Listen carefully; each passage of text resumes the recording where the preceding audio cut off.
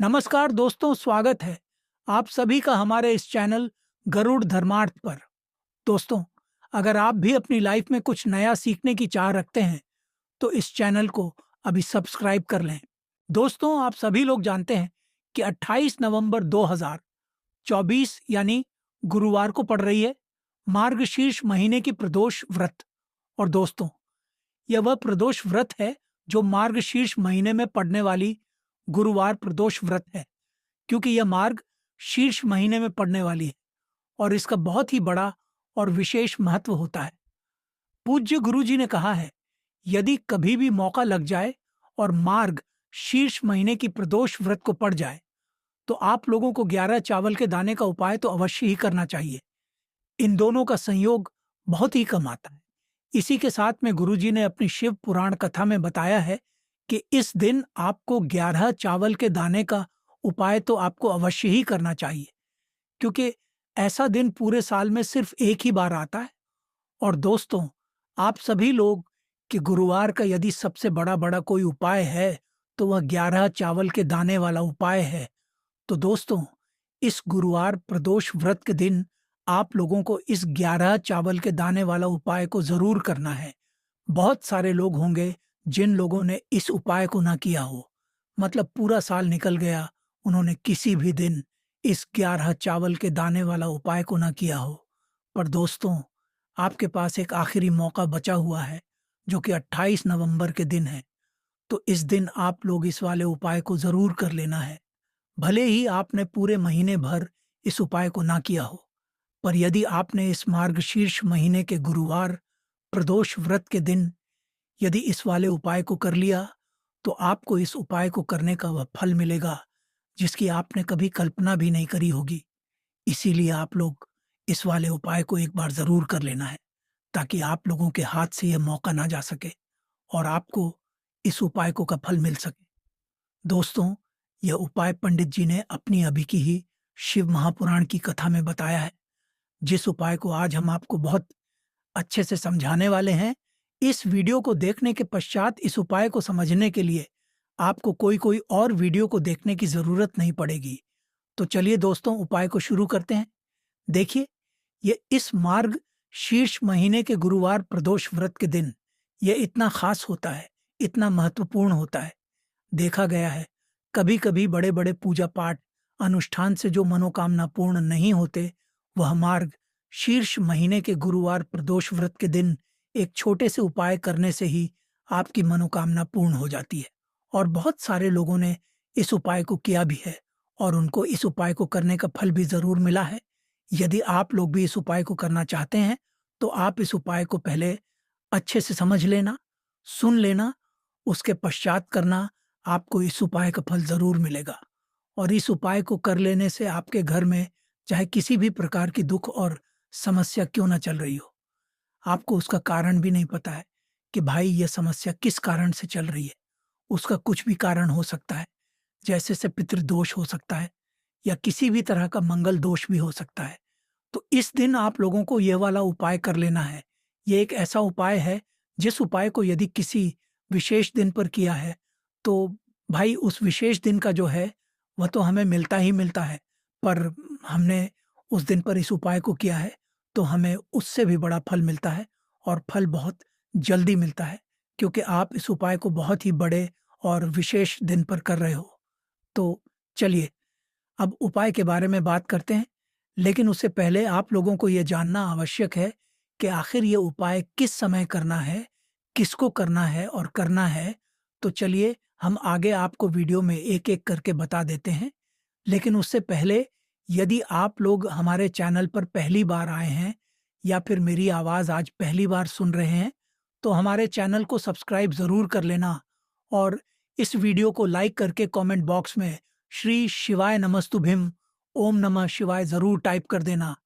तो दोस्तों, इस 11 चावल के दाने वाला उपाय को हमें इस गुरुवार प्रदोष व्रत के दिन कैसे करना है, किसको करना है, किस समय करना है और कहाँ पर करना है, ये सारे सवालों के जवाब आपको इस वीडियो में मिल जाए। और जो ये वीडियो देखेगा भाई, उसको 11 चावल के दाने वाला उपाय ज़रूर करना चाहिए, क्योंकि इस दिन 11 चावल के दाने का भी बहुत ही बड़ा और विशेष महत्व होता है। और जब बात आ जाए हल्दी की, तो ये सोने पर सुहागा वाली बात हो जाती है और ये एक बहुत ही बड़ा उपाय हो जाता है इस गुरुवार प्रदोष व्रत का। तो अब दोस्तों, इस 11 चावल के दाने वाला उपाय को आखिर करना किसको है? सबसे पहले हम लोग वह बात जान लेते हैं। तो देखो, घर की जो बड़ी माताएं बहनें होती हैं, उन माताओं बहनों में से कोई भी एक बड़ी माता बहन इस वाले उपाय को कर सकती है। और दोस्तों, यदि आप चाहें तो अपने घर में से सभी सदस्यों को भी इस उपाय को करवा सकते हैं। यदि किसी व्यक्ति की खुद की कोई मनोकामना है, खुद की कोई दुख और परेशानी है जो कि वह अपने लिए ही करना चाहता है, इस वाले उपाय को तो वह खुद अपने लिए भी कर सकता है। बाकी यदि कोई घर में से ऐसा है जो अपने पूरे घर परिवार की सुख और शांति के लिए यह वाला उपाय करना चाहता है, तो भाई वह भी कर सकता है। उसमें भी कोई दिक्कत वाली बात नहीं है। कहने का मतलब ये है कि इस उपाय को हर एक सदस्य भी कर सकता है और पूरे घर परिवार के सदस्य के लिए घर की बड़ी माताओं बहनों में से कोई एक माता बहन भी कर सकती है। माताएं बहनें यदि घर में उपस्थित ना हो या वह यह वाला उपाय न कर पा रही हो, तो फिर घर का कोई बड़ा सदस्य भी इस 11 चावल के वाला उपाय को कर सकता है। चाहे फिर वह पुरुष ही क्यों ना हो, उसमें कोई भी दिक्कत वाली बात नहीं है। अब दोस्तों, जो अगला प्रश्न निकल कर आता है वह ये आता है इस उपाय को लेकर कि आखिर इस उपाय को हमें किस समय करना है? सुबह के समय करना है कि शाम के समय करना है? तो देखो, इस वाले उपाय को आप लोग सुबह के समय भी कर सकते हो और शाम के समय प्रदोष काल में भी कर सकते हो। अब यदि आप पूछो कि भाई सबसे समय कौन सा रहेगा इस 11 चावल के दाने वाला उपाय को करने का, तो हम आपसे बस यही कहेंगे कि इस उपाय को आप सुबह के समय करेंगे तो ज़्यादा बेहतर होगा। बाकी यदि प्रदोष काल शाम के समय भी करेंगे तो भी अच्छा होगा।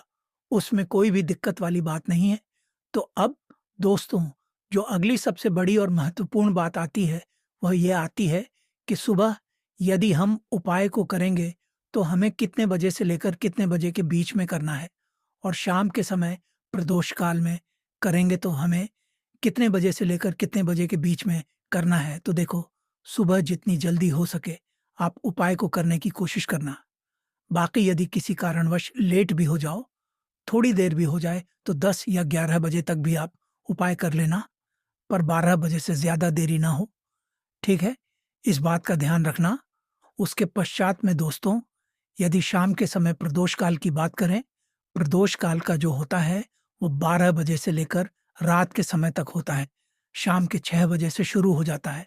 मतलब शाम के 6 बजे से लेकर 7 बजे के बीच का जो समय होता है, ये समय प्रदोष काल का समय होता है। तो आप इस उपाय को 7 या 8 बजे के बीच में भी कर सकते हो। मतलब शाम के 6 बजे से रात 8 बजे के बीच में आप कभी भी इस वाले उपाय को कर सकते हो। उसमें कोई भी दिक्कत वाली बात नहीं है।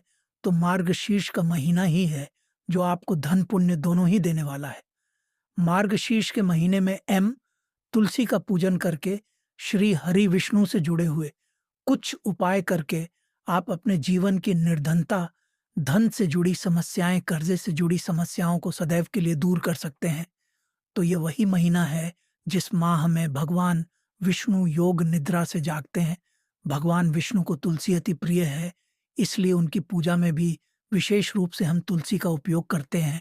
और बिना तुलसी दल के बिना तुलसी मैया के श्री हरि विष्णु की पूजा और उनका भोग दोनों ही अधूरे होते हैं। इसीलिए मार्गशीर्ष के महीने में ऐसा उपाय आपको बताने वाले हैं जिसे करने से श्री हरि विष्णु की असीम कृपा आपको मिलेगी और माँ तुलसी से ऐसा आशीर्वाद मिलेगा। जीवन का हर दुख, हर कष्ट, गरीबी, निर्धनता, कर्जे से जुड़ी समस्याएं, सब कुछ ही आपके जीवन से दूर हो जाएगा और सुख, समृद्धि, धन, वैभव, ऐश्वर्य सब कुछ आपको अपने जीवन में आसानी से मिलने लगेगा। चलिए बात कर लेते हैं कि कौन सा उपाय है, तुलसी के पौधे में कौन सी चीज़ आपको रखनी है और इस उपाय को किस समय करना है। देखिए, सबसे पहले तो आपको बता दें कि यदि आपके घर में तुलसी का पौधा नहीं है, तो मार्गशीर्ष के महीने में एक तुलसी का पौधा अपने घर में लाकर ज़रूर लगाएं, क्योंकि मार्गशीर्ष के महीने में जो लोग अपने घर में तुलसी जी का पौधा लाकर लगाते हैं, माँ तुलसी का पूजन करते हैं, कभी भी माँ उनके घर में निर्धनता नहीं रुकने देती है। सदैव उनके घर में धन की वृद्धि होती है, धन की वर्षा होती है। तो ज़रूर से तुलसी का पौधा आप मार्ग शीर्ष के महीने में अपने घर ज़रूर लेकर आए और अच्छे से आपको माँ तुलसी का पूजन करना है।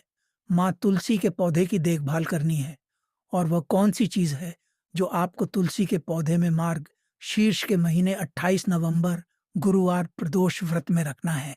और कैसे यह चीज़ रखते ही रातों रात आपके जीवन में चमत्कार होगा और आपके भाग्य का भी आपको साथ मिलेगा। अब दोस्तों, यहाँ पर इस उपाय को लेकर एक और सबसे बड़ी बात यह निकल कर आती है कि इस 11 चावल के दानों को हमें लेना कहाँ से होता है और हमें इस उपाय को करने के साथ में क्या और कुछ भी सामग्री ऐसी होती है जो शिव जी के मंदिर लेकर जाने पर डी रहती है। तो देखो, यहाँ पर हम आपको बता दें से पहले आप लोग ये जान लो कि ये जो 11 चावल के दाने वाला उपाय है, सिर्फ और सिर्फ आप उपाय की सामग्री लेकर कभी भी शिव जी के मंदिर मत जाना। क्योंकि हमें भगवान के सामने यह नहीं दर्शाता है कि यदि हम भगवान शिव जी के मंदिर आए हैं तो अपने फायदे के लिए आए हैं।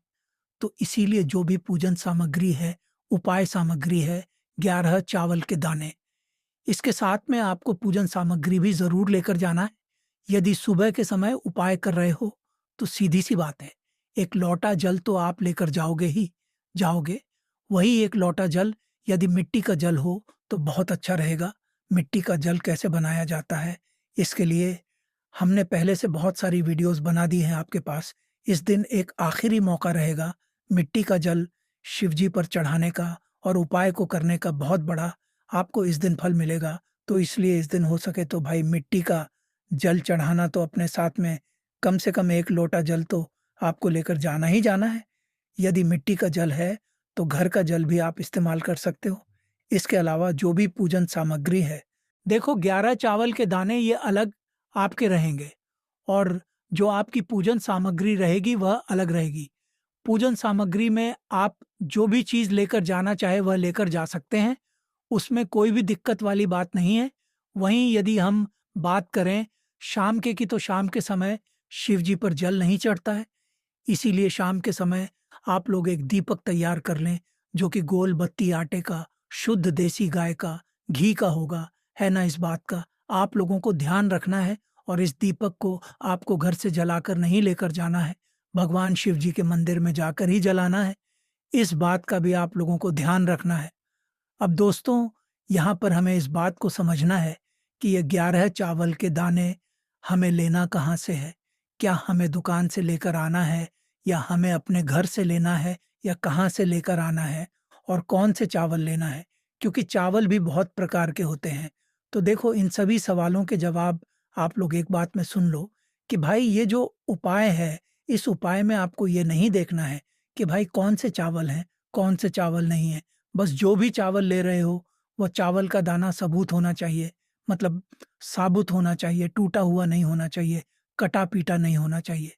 ये बात आपको ध्यान रखना है। बाकी आपका चावल बासमत हो या सादा चावल हो या कोई सा भी चावल हो, उसमें कोई भी दिक्कत वाली बात नहीं है। तो सीधी-सी बात है कि आपके घर के रसोई घर में जहाँ पर आप भोजन बनाते हो, वहाँ पर जो भी चावल आपके उपस्थित हो, उन चावलों में से अपनी एक कटोरी भर लेना या एक मुट्ठी चावल अलग से निकाल कर रख लेना, क्योंकि हम 11 चावल ही यहाँ पर इस उपाय में लेने वाले हैं। तो हमें ये चावल के दाने गिनकर निकालने पड़ेंगे। इस बात का लोगों को ध्यान रखना है। तो अपने उस चावल की कटोरी में से या चावल में से 11 ऐसे चावल के दाने आप लोग निकाल लो जो कि टूटे हुए ना हो, कटे-पिटे ना हो, जिनमें कोई दाग ना लगा हुआ हो। है ना? अच्छे साबुत चावल के दाने 11 दाने आप लोग निकाल कर रख लो और इन्हें किसी भी एक कागज़ की पुड़िया में या किसी एक छोटी-सी कटोरी में आप लोग रख लो, ताकि यह सुरक्षित रहे। आपके एक भी चावल का दाना इधर-उधर ना हो और आपका उपाय भी पूरा अच्छे से हो जाए। तो भाई, जैसे आपका उपाय की जो सामग्री है, 11 चावल के दाने ये तैयार हो जाते हैं। उसके पश्चात में आपको जो भी अपनी पूजन सामग्री है, सुबह के समय कर रहे हो, तो 1 लौटा जल या पूजन सामग्री जो लेकर जाना चाहो उसकी भी तैयारी कर लेना। और शाम के समय जा रहे हो, तो भाई अपना जो दीपक है, उसे तैयार कर लेना, ठीक है? और उपाय को करते समय शुद्धता का विशेष रूप से ध्यान रखना। ठीक है, सुबह सुबह स्नान करने के पश्चात ही उपाय को करने की आप लोग तैयारी करना। उसके पश्चात यदि शाम के समय की बात करें, तो शाम के समय आपको स्नान करने की ज़रूरत नहीं है, पर शुद्धता का ध्यान रखना है। आपको स्नान तो नहीं करेंगे, आप हाथ-मुँह धोकर भी इस वाले उपाय को शाम के समय प्रदोष काल में कर सकते हैं। इसमें कोई दिक्कत वाली बात नहीं है। तो आप अपने उपाय की पूरी सामग्री तैयार करके आपके पास ही में जो आपका शिव मंदिर हो, वहाँ पर पहुँच जाइए। सबसे पहले शिव मंदिर में जाकर आप लोगों को उपाय नहीं करना है। पहले भगवान के दर्शन करना है, भगवान से आशीर्वाद प्राप्त करना है, फिर शिव जी की शिवलिंग के पास में आना है।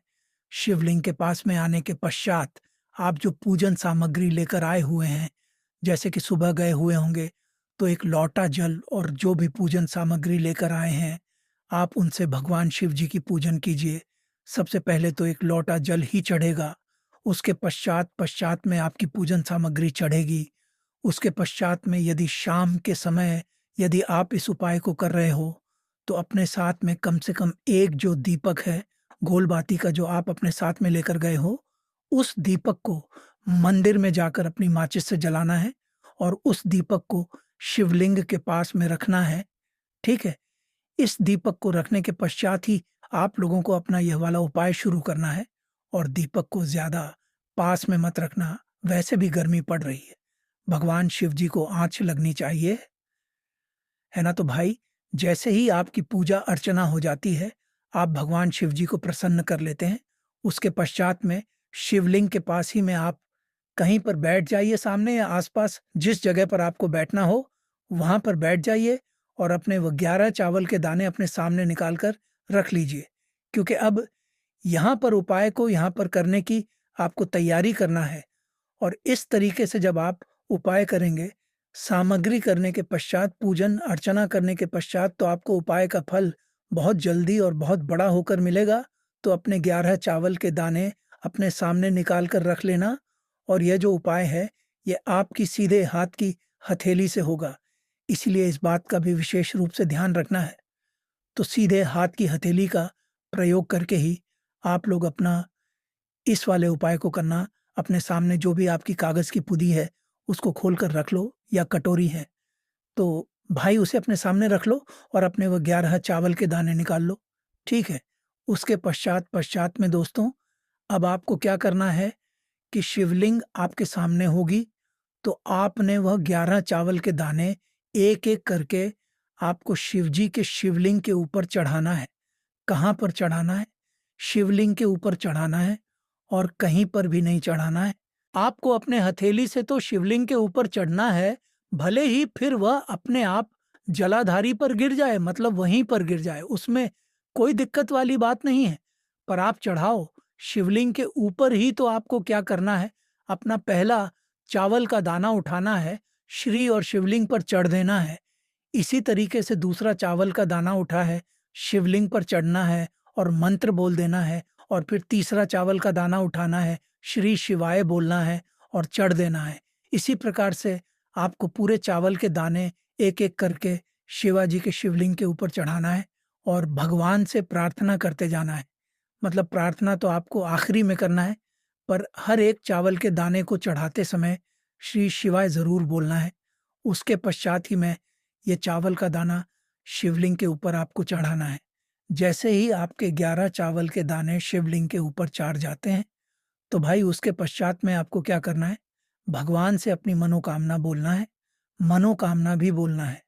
जब आपका 11 चावल का दाना आपके सीधे हाथ की हथेली में हो और आप उसे छड़ने के लिए जा रहे हो, श्री शिवाय नमस्तु बोलकर उस आखिरी चावल के दाने को शिवलिंग के ऊपर चढ़ा देना और भगवान से फिर अपनी वह मनोकामना बोल देना।